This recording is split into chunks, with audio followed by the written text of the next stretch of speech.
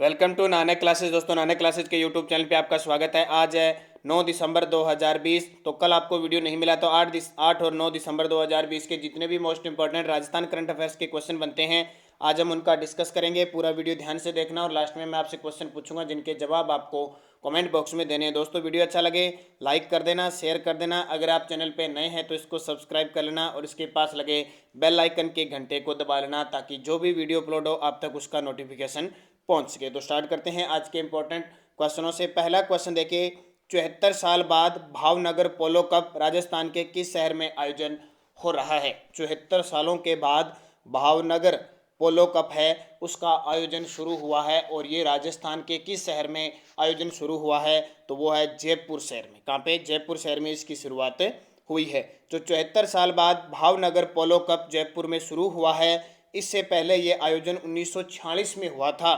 इसमें जयपुर ने ट्रॉफी जीती थी और अब की बार इसमें 4 टीमें, इसलिए 74 साल बाद ये गेम हो रहा है।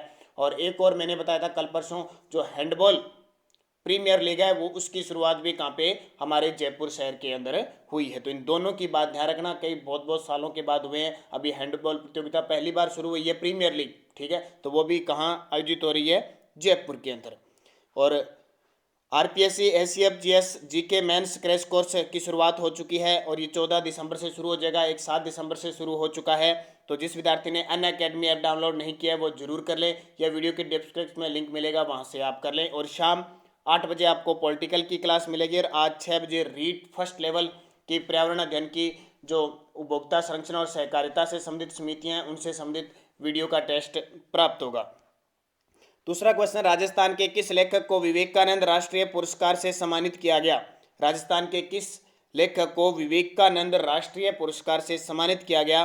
तो वो लेखक है प्रतीक बंसाली। कौन है? प्रतीक बंसाली जयपुर के युवा लेखक है, उन्हें यह सम्मान दिया गया। मुख्य तथ्य देखिए, जयपुर के युवा लेखक और शिक्षाविद सीएस प्रतीक बंसाली को शक्ति फिल्म एंड हेल्पिंग इंडिया की ओर से, ये किसकी तरफ से दिया गया? शक्ति फिल्म्स एंड हेल्पिंग इंडिया की ओर से आयोजित वर्चुअल कार्यक्रम में यह पुरस्कार दिया गया और इन्हें यह पुरस्कार लेखन के क्षेत्र में उत्कृष्ट कार्य के लिए यह अवार्ड दिया गया। युवा लेखक है तो विवेकानंद जी के जन्म दिवस को आपको पता है राष्ट्रीय युवा दिवस के रूप में बनाते हैं। कब? 12 जनवरी को। कब बनाया जाता है? 12 जनवरी को। और स्वामी विवेकानंद का जब भी नाम आता है तो आपके दिमाग में एक पंक्ति जरूर आती है, उठो जागो तथा तब तक रुको नहीं जब तक कि आपको लक्ष्य की प्राप्ति नहीं। और वास्तविकता, ये नारा, ये संदेश आज भी हमारे दिलों में कायम है और उसी को हम प्रेरित करके आज आगे बढ़ रहे हैं। और वास्तविकता है कि हम अगर रुके नहीं, निरंतर काम करते रहे तो हम कामयाब निश्चित रूप से होंगे। तीसरा question, Mumbai film festival award समारोह में राजस्थान के किस ज्योतिष को लीजेंड दादा साहब फाल्के अवार्ड मिला? लीजेंड दादा साहब फाल्के अवार्ड, ध्यान रखना, एक समारोह के अंदर मुंबई फिल्म फेस्टिवल, बॉलीवुड का फिल्म फेस्टिवल हुआ था, उसके अंदर दिया गया था। तो उसका नाम था, वो ज्योतिषी कौन है? दिलीप नाहटा। कौन है? दिलीप नाहटा, ब्यावर अजमेर की है, उन्हें दिया गया। ऑप्शन देखिए, नारायण बारेठा कौन है? तो अभी हाल ही में आरपीएससी के ये सदस्य चुने गए हैं। डॉक्टर राजेश शर्मा जोधपुर के संभागीय आयुक्त बने हैं। किरण महेश्वरी जो पिछली विधानसभा के अंदर उच्च शिक्षा मंत्री थे, उनका हाल ही में कोरोना के कारण निधन हो गया। अब दिलीप नाहटा देखिए ब्यावर अजमेर के हैं और हस्तरेखा के क्षेत्र में पोर्टेबल साइंटिफिक हस्तरेखा इन्होंने मशीन बनाई। वर्ष 2011 से लेकर 2020 तक राष्ट्रीय और अंतर्राष्ट्रीय स्तर पर उनकी ज्योतिषी के क्षेत्र में कई बातें सच हुई थी। ये क्या है? ज्योतिषी है। तो हाथ देखने वाले हैं, सारी चीज़ें बताने वाले हैं। तो किसके पास जाना है? आपको नौकरी नहीं मिल रही है, कोई अड़चने आ रही है तो दिलीप नाहटा जी के पास चले जाना। कहाँ के है? ब्यावर अजमेर के। अब ब्यावर अजमेर से आपको एक बात आएगी, राजस्थान की पहली सूती वस्त्र मिल 1889 में कहाँ पे खोली गई थी? The Krishna mill limited Beawar Ajmer के अंदर ही खोली गई थी। ये ब्यावर के बारे में आपको याद रखना है। चौथा क्वेश्चन देखिए, आरएलपी पार्टी हनुमान बेनीवाल का संसदीय क्षेत्र है, काफी चर्चित है ना। ये आपको पता है किस में शामिल है? एनडीए में शामिल है, भाजपा समर्थित पार्टियों में शामिल है एनडीए। और अभी इन्होंने ये कहा है भी, अगर आप किसानों की मांगों को पूरा नहीं करते हो तो हम एनडीए से नाता तोड़ लेंगे। तो काफी चर्चित है, आरएलपी पार्टी है इनकी, राष्ट्रीय लोकतांत्रिक पार्टी है। तो इस पार्टी के कौन है संस्थापक संयोजक है हनुमान बेनीवाल, और ये कहाँ से सांसद है तो ये नागौर से सांसद है। ये ध्यान रखना, एग्जाम में सीधे आ सकता है। हनुमान बेनीवाल की पार्टी आरएलपी पार्टी, और ये सांसद कहाँ से है तो नागौर से सांसद है। एक बात ध्यान रखना इंपॉर्टेंट है। फिर देखिए बहुत ही इंपॉर्टेंट क्वेश्चन है, नियंत्रक व महालेखा परीक्षक जिसको हम शॉर्टकट में कहते हैं सीएजी की रिपोर्ट के अनुसार राज्य सरकार का राजकोषीय घाटा 2017-18 की तुलना में 2018-19 में कितना बढ़कर हो गया। ये रिपोर्ट अभी आई है, 2017-18 की तुलना में 2018-19 में कितना बढ़कर हो गया।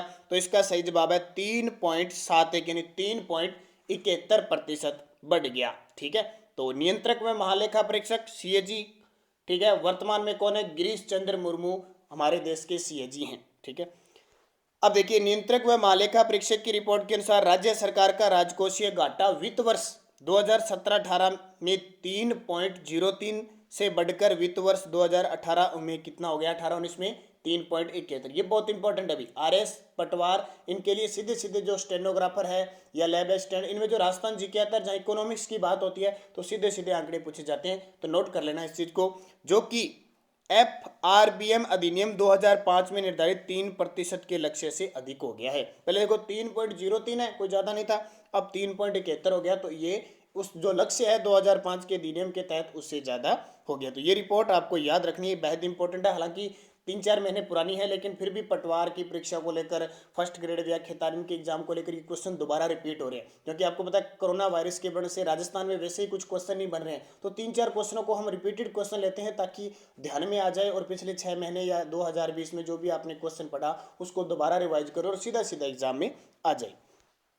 फिर देखिए नीति आयोग के अनुसार देश में चांदी के भंडारों में राजस्थान में कितने प्रतिशत भंडार। अब नीति आयोग लगभग आपको पता है भारत के अंदर थिंक टैंक के रूप में काम करता है नीति आयोग, सब कामों में रिपोर्टें वगैरह आती है इसकी। तो नीति आयोग के बारे में आप बहुत पढ़ चुके हैं। 1 जनवरी 2015 को योजना आयोग के स्थान पर लगा, इसके अध्यक्ष प्रधानमंत्री होते हैं, ये सारी चीजें आपने पढ़ी है।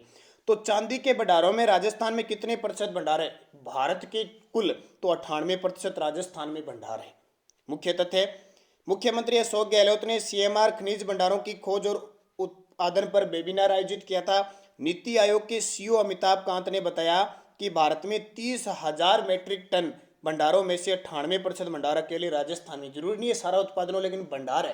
राजस्थान को खनिजों का अजायब घर कहते हैं ना, क्योंकि भंडार बहुत है लेकिन गुणवत्ता इतनी नहीं है कुछ चीजों में, और उत्पादन इतना नहीं हो रहा है क्योंकि संसाधन नहीं है, लेकिन भंडार खूब है। उदयपुर और राजसमंद जिले में देश के अकेले 87% चांदी की भंडार है, और जो शीशा और जस्ता है उसके साथ चांदी निकलती है, जिसको हम गेलेना कहते हैं। ठीक है, ये ध्यान 87% अकेले उदयपुर, ये जावर देबारी ये खाने है ना, यहाँ सबसे ज्यादा निकलता है, तो उदयपुर और राजसमंद में। 7वां प्रदेश के दूसरे तकनीकी विश्वविद्यालय के पहले कुलपति के रूप में डॉक्टर HD चारण को नियुक्त किया गया, यह स्थित है। अब कोई विद्यार्थी कहते हैं सर आपका वीडियो लंबा होता है 20 मिनट के आसपास। अरे भाई लंबा इस कारण होता है क्योंकि मुख्य तथ्य आपको साथ करवाए जाते हैं, नहीं तो सीधा ही बता दिया दूसरे तकनीकी विश्वविद्यालय के पहले कुलपति के रूप में नियुक्त हुए, तो ये दूसरा तकनीकी विश्वविद्यालय बीकानेर, बस, और पहला कोटा बता दिया। तो इससे क्या है कि अब इतनी चीजें आपको पता लगी। अब तथ्य बताए जा रहे हैं, देखो कि राज्यपाल और कुलाधिपति कौन होता है आपको पता लग गया।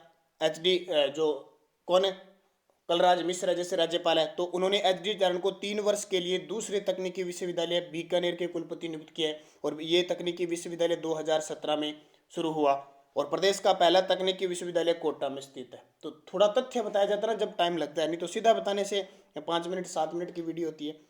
अब ये देखिए इंपॉर्टेंट है भाई, हालांकि ओल्ड है लेकिन याद रखना एग्जाम में आता है। राजस्थान राज्य सहकारी क्रय विक्रय संघ, जिसको हम कहते हैं राजफेड, सुना ना, राजफेड सहकारी क्षेत्र में विपणन क्षेत्र में आता है राजफेड, की स्थापना कब हुई। बहुत सारे विद्यार्थी कह रहे सर एक ऐसा संस्था के बारे में वीडियो पर्सन डाला करो, तो मैंने डाल दिया। 1957 में स्थापना हुई, याद रखना। राजफेड की फुल फॉर्म राजस्थान राज्य सहकारी क्रय विक्रय संघ है। तो इसकी स्थापना कब हुई, 26 नवंबर 1957 को हुई थी। मुख्यालय इसका जयपुर है, और ये विपणन संघ की शीर्ष स्तर की संस्था। एक होती है राजफेड, होती है कॉनफेड, दो स्तरीय होता है। और जो कॉनफेड है उसकी स्थापना 1967 में हुई थी, ध्यान रखना। कॉनफेड की स्थापना 1967 में, राजफेड की 1957 में, राजस्थान वित्त निगम की 1955 में, और रील की स्थापना 1980 रिक्को की स्थापना 1980 में हुई थी। ये सारी बातें याद रखनी है। तो उद्देश्य क्या है, कृषकों को विभिन्न अनुदान उपलब्ध करवाने, कृषि उत्पादन की खरीद बिक्री और प्रोसेसिंग की समुचित व्यवस्था करना है। यहाँ देख लेना, राजफेड के द्वारा जो पशु आहार संयंत्र चलाया जा रहा है वो जयपुर के जोटवाड़ा में, इसबगोल संयंत्र चलाया जा रहा है जालोर में, और सहकारी ग्वारगम संयंत्र चलाया जा रहा है नागौर में। और देश भर में अंतर्राष्ट्रीय मानक प्राप्त करने वाली यह सहकारी क्षेत्र की प्रथम इकाई है, ये भी याद रखना। सारे इंपॉर्टेंट क्वेश्चन आपको बता रखा हूँ। 2020 के राजा भूमिबोल विश्व मर्दा पुरस्कार से किसे सम्मानित किया गया? राजा भूमिबोल विश्व मर्दा पुरस्कार से तो ACAR जो भारतीय राष्ट्रीय कृषि अनुसंधान परिषद है उसको दिया गया। तो देखिए, भारतीय कृषि अनुसंधान परिषद ने प्रतिष्ठित अंतर्राष्ट्रीय राजा भूमिबोल विश्व मर्दा दिवस पुरस्कार जीता है, और विश्व मर्दा दिवस अभी 5 दिसंबर को बनाया गया। और देता कौन है पुरस्कार? खाद्य व कृषि संगठन FAO के द्वारा दिया जाता है।